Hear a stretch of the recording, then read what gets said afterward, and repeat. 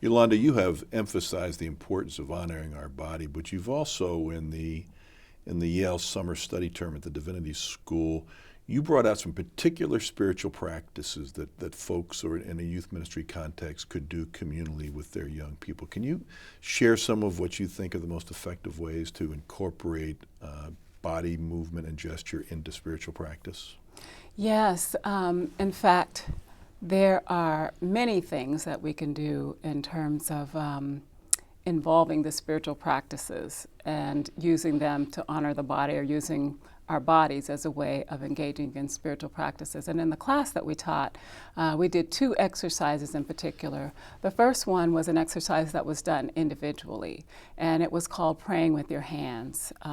A resource that I used with the title Praying with Your Hands has several devotions that you can read or divide up among the students so that they can read them, and they are from around the world and they incorporate a variety of different faith traditions. So what we did was we selected several of them, put them on the tables. People were invited to take one and then go to some space in the room, read through it, and then with their hands make some kind of gesture that would offer some kind of a prayer.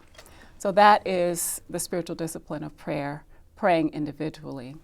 Another exercise that we did, which was really a lot of fun, where this involved the entire community, but we started off in small groups. We took the Lord's Prayer, we broke it down verse by verse, and assigned each verse to a different group.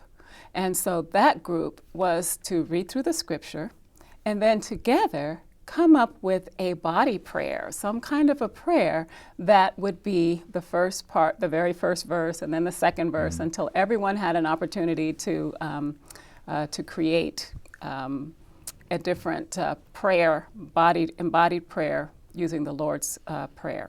Then we put it all together.